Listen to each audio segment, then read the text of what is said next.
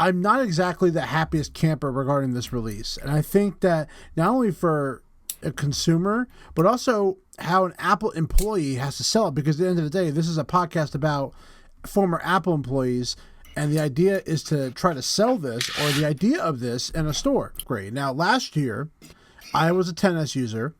The 11 Pro came out, and it really exceeded expectations. People were blown away by the battery life and the camera, how it vastly improved over that model. Even though design stayed the same, there were a lot of internals that really made this phone really worth getting. So even though, again, last year I was same deal. I wasn't going to upgrade, but I heard so many good things about the 11 Pro's camera that I eventually upgraded. So, and that's what I stuck with. Now, this year, I don't have any plans to upgrade to this to a 12. I was going to buy the phone just to try the camera out, but the reality is I got a baby coming, and I have much more important things to worry about. Diapers. You have to buy diapers and formula. Let's talk a little bit about the complaints of Apple. Now, I'm going to state my statement first because I'm the one that's being negative Nancy here. And then Frank's going to defend it. And I also want to hear from an Apple Store perspective on how to sell this, too. I think we can also kind of tie that in. So the very first thing I'm complaining about regarding iPhone 12 is the hype of the 5G and how it really works, or what they were showing off. So my complaint is that the ultra wideband, or the very high-end band, is only available on certain street corners in the United States of America, which means you have to be in a specific spot to get that for high, fast Verizon download speed that they are taunting on, the program. Because if you look on the Verizon map, go look up your Verizon map. It'll show you the 5G, and then the really high 5G. What was that called? Millimeter wave? Is that what they're referring to? Yes, the NM wave. Yeah. Now, you're talking about Verizon released that in 6 cities. Yep. Okay. But they're taunting nationwide. It like crazy. Yes. Okay. I'm with you. All right. So that millimeter wave is only available in certain areas of certain street corners. So you have to be at a specific street corner for that to work. So as far as I guess depending upon your speed profession, you would be able to identify these street corners rather rapidly. Well, it does have it on the map. Like I've looked at like specific corners that brown. Look it up. That brown line that represented that millimeter wave was in such small amounts of corners. I would agree with you on the highest speeds. Okay, and that this is not necessarily an iPhone deficit. The phone itself can handle the 5G speeds, the high speeds, the NM speeds, and the regular 5G speeds.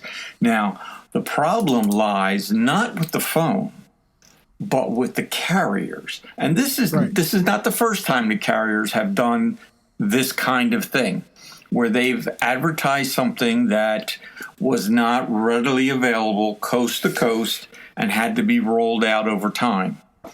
So I think the whole 5G phenomenon, if you will, or the hype, has been going on for so long. They had to put something out. They had to. Otherwise, it would have been another, it's going to be waiting. And I'm not talking about Apple. I'm talking even about your Android devices. They're able to handle 5G. The devices can handle it. The problem is the carriers aren't able to initiate 5G nationwide. So, of course, it's only going to be available in certain pockets, certain cities, until the full network gets up and running. So over the course of time, this will greatly enhance the speeds. Now, the device itself will be able to take advantage of that once it's released. So it's not a problem with the device, but rather with the methodology that the carriers are putting this into play. All right? So that's how I would counter that. And also, the iPhone 12 Pro and Pro Max, the speeds with which you can upload and download still surpass the 10 and the 11s. Okay, it's still faster because of the A14 chip. So you're going to gain speeds, but not necessarily what Verizon was advertising. I would hand you that. But again, I would say that's not because of Apple, okay, or the device's capabilities, but rather the inability of the carriers to sustain those speeds nationwide in pretty much every location. And I will tell you, the reason why I'm on them on the 5G is because the moment you go to apple.com and you go to iPhone and you hit one of those phones, 5G pops up as like the number one thing in the pop-up. So that, yeah. And that's on them for being all over it, and inviting Verizon to the stage to demonstrate it, which is not really demoable. In terms of having the specialist present that to a potential customer, remember, Will, there's nothing wrong with telling somebody, well, I don't know why that is. That's beyond my control. That's just the prices that were set by the carriers and the company. I'd rather have somebody tell me that as a customer than give me a line of crap saying, well, that's because T-Mobile has this special this or that or what. Don't give the customer a line of shit. Just say, hey, look, to be honest with you, I really don't know. If you buy the phone SIM-free, which you can activate with any carrier, you are paying the $729. So you're not out of the woods. So it's almost like in order for you to take advantage of the pricing that they're advertising, you have to actually activate with a carrier. If you buy it unlocked, they're charging you $30 more. I would say that's true. However, remember... It is true. It's on apple.com. I see it right now. I remember. But when you activate the phone, whether you're with Verizon or AT&T, they charge you a $30 activation fee anyway. So, yes, I do. So it's the same. My other complaint, Verizon forces you to upgrade SIM card, and you need to be on a single plan to take advantage of the 5G. Now, I don't know much about this, Frank. You pre-ordered your device. Yes. Did you have to change something in your plan for that to work? Not that I know of. Okay. Well, you haven't also done your phone yet. So no, I have not. I'd be curious to know what change you're going to see in your bill. Now, who's your provider? AT&T.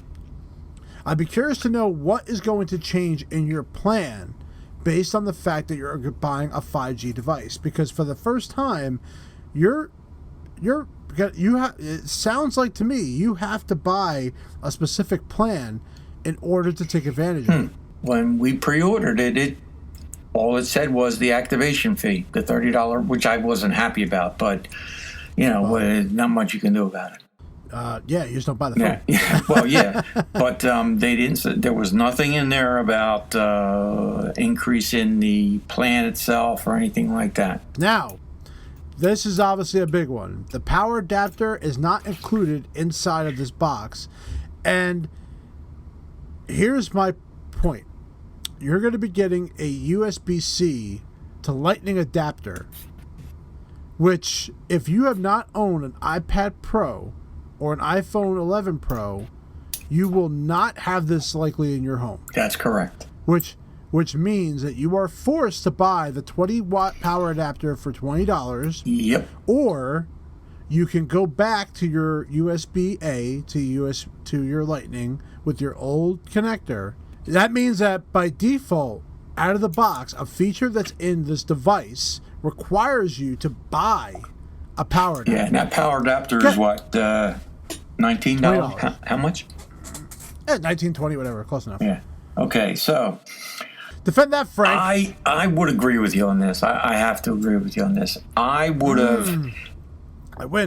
If I was on that team deciding what's going in the box of the 12, I would have said, look, we're switching to the C, and this is going to be for the C is going to be the charger for the next 4, 5, 6 iterations of the phone. Right? How long was the Lightning cable?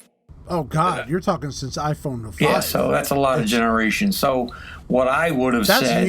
That's years worth of people having those. Right. So what I would have said was, look, let's put it in the 12 and the 12 Pro and the 12 Max, the whole series of the 12. And starting with the 13, or whatever it's going to be called, the next iteration, remove it. Because that would then give... Enough time for everybody to acquire at least one.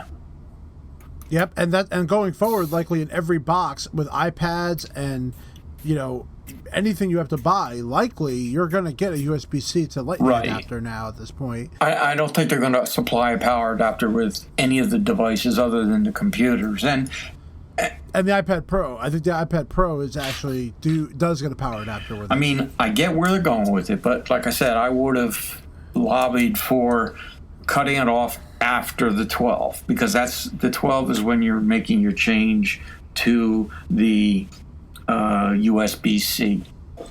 I imagine they're going to get some kickback on it. Or I would have said, given the option, I would have said, if you need that adapter, if you buy it at the time you buy the phone, you get it for $10. You know what I'm saying? Yeah. At least put in some sort of incentive.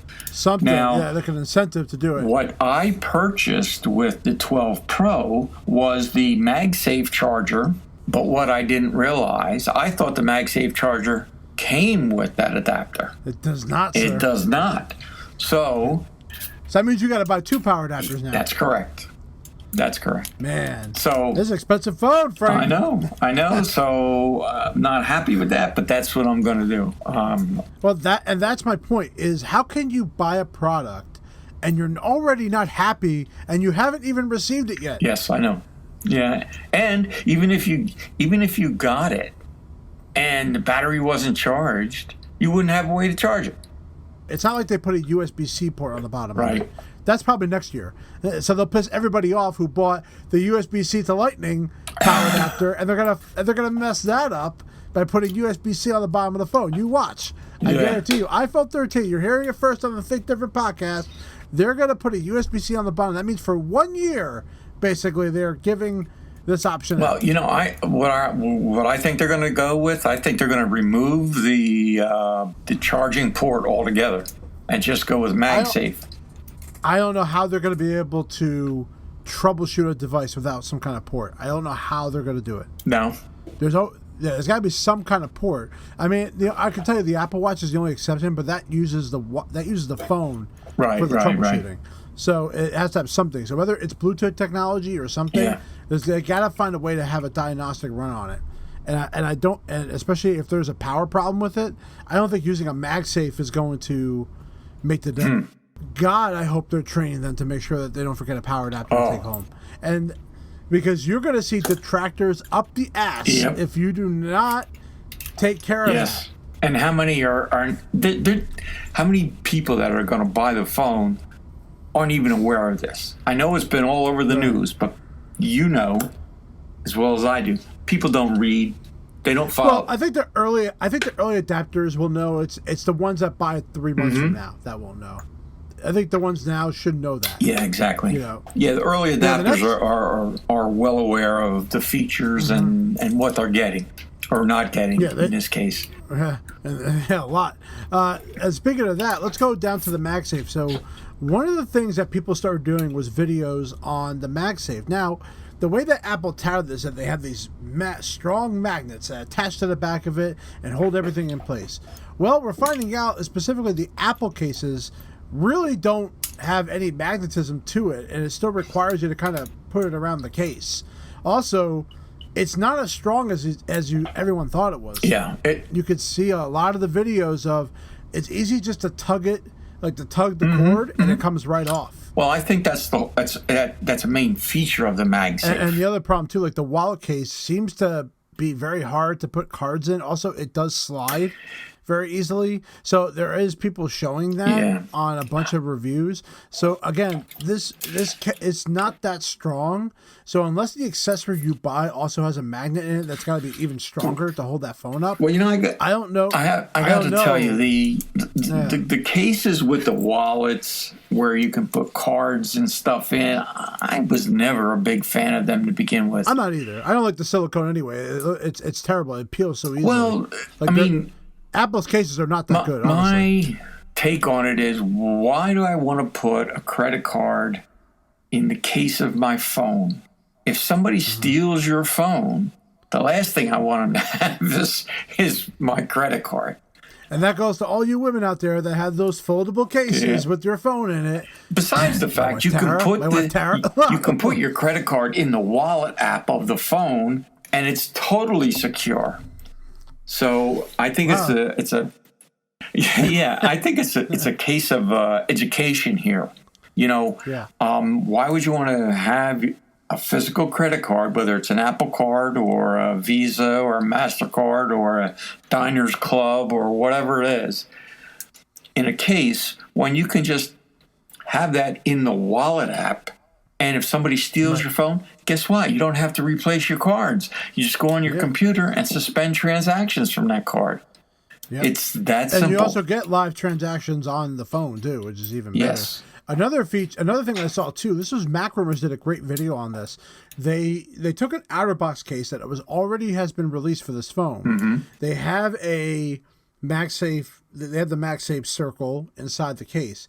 It's glued on. It's not even built in. So they were cheap and they glued it to a case that almost looks like a case that's already been around, and it peels off extremely easily. They showed it. Where the Apple cases, at least it's built into the actual case. So be very careful on the case you buy. Make sure you don't get a cheap one. I actually bought the clear case. The case has a circle on the back with the line down. They all do. And I'm like, that's kind of weird, but all right. I guess it's necessary. Boy, this sounds better. You're making this sound better and better. You're not helping. You're not helping your case here for me at all. Well, the last thing I wanted to bring up was the zoom. Now, if you saw the tout, they talked about a zoom on this lens that was 4 times the amount of lens on this. Yes. Well, if you look at the tech specs, the zoom is not really what it is. The zoom is actually it says a 2 times optical zoom out.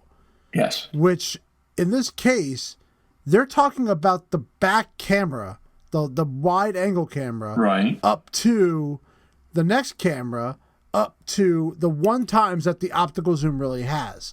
So really, it's 1, not 2, because they're talking from the they call it a 2 times optical zoom out and a digital zoom up to 5 times, which really is 4 times. Well, because, or really 3.5, if you really want to think about it, because I can tell you it's a half. You're the videographer and the photographer, professional level. But everything that I've been reading in 9 to 5 and Mac Rumors and the people that are talking about the camera, they are just absolutely in love with it.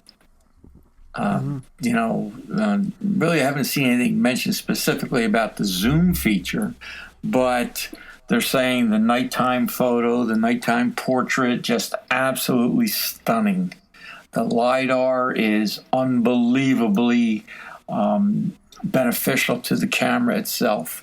So while I'm not going to dispute the zoom, I mean, I haven't, looked at the actual tech specs on it, if you will. But when we get the camera, we'll have to play with it.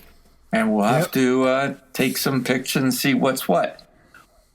And Adobe Vision also is coming out for video recording. Another key factor is Adobe Vision is a format that has to be updated for all other TVs and devices.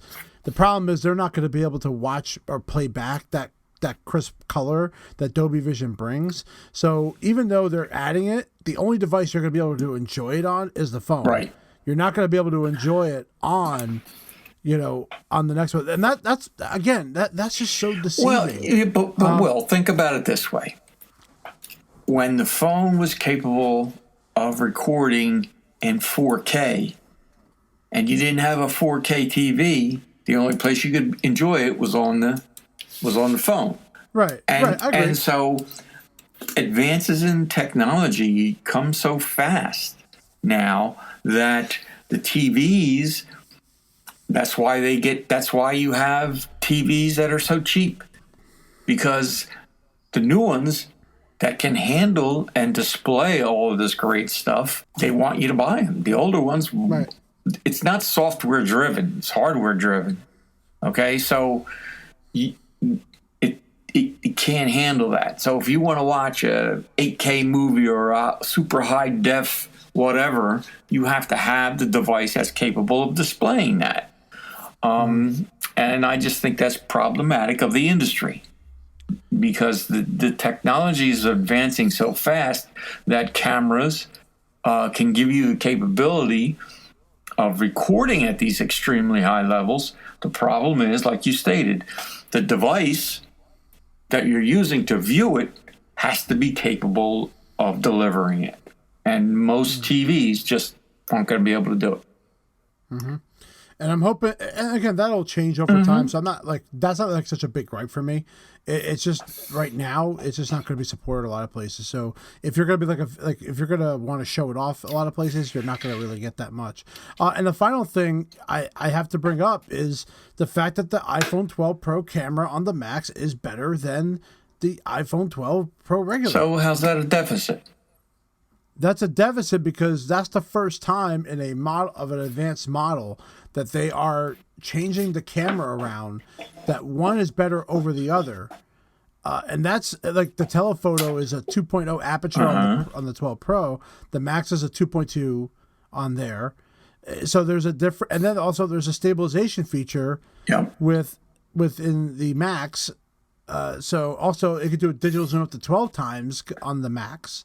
So but there's a center shift optical stabilization in the Max and the wide camera, which is not available on the regular. Right. So the idea is that you're forcing people to get the better camera to get the Max model, which by the way is a size difference that not everyone's going to like. Well, that's very messed up. All right, you're done with your tirade now? Yeah. Okay. All right. So here's my retort. What they're doing is they're honing into a specific demographic that they're saying, if you want the ultimate in video recording and photography, you are, by your very nature, you're going to want to go to the maximum limit. Hence the name Pro Max. Okay? So if you want to take advantage of all these advantages, you're going to go to the Pro Max. And 2 ounces in terms of weight is not going to be a big deal to the consummate professional. And once you think about that, well, I think you will succumb to the idea that 2 ounces is by far an easy carry for you to take full professional advantage of all the technology in that. And I think what they're really doing is they're segregating the professional with the Max and the quasi-professional or the amateur hobbyist with the Pro. I think that then they should have called it something different, because it's not fair to say, oh, we have an iPhone 12 Pro and iPhone Pro 12 Max. It used to be just display size. Now there's something more to it. And you have to try to explain that okay, well, it's got this optical stabilization. Well, again, from a special side, how do you explain that to somebody who doesn't understand it? And not many people will. Well, and it's $100 difference between the two. So for $100, display I thought was enough, and now it's not. Well, and I don't want a big phone like that. I don't want a big phone like that. The easiest way to explain it is: are you a professional videographer and photographer? Yeah, that's why I bought a Pro model. Well, if the answer is yes, then you say, well, don't forget, you have these features that are exclusive to the Max. And then as a professional, you might want to say, well, I have to think about that. If not, then you want to take advantage of some of those features, then you would go with the Pro. And that's what I think they're trying to do. They're trying to make... We could agree to it. We can agree to disagree, because I will never believe that statement whatsoever, because they shouldn't be doing that. So these were all the gripes I had with this phone. I don't recommend buying this phone, especially if you have an iPhone 11. I would not recommend this phone whatsoever. And then also not to mention the battery life is not as good. I think that's a rather strong statement to say you wouldn't recommend it. It is. I wouldn't recommend it. here's I'm not going to recommend anybody to get it. I'm not going to recommend anybody to get it because of the added expense to it, the fact that there's a feature in there that you really can't take advantage of yet, the fact that you have to buy a different case now because you can't use the same case you had before.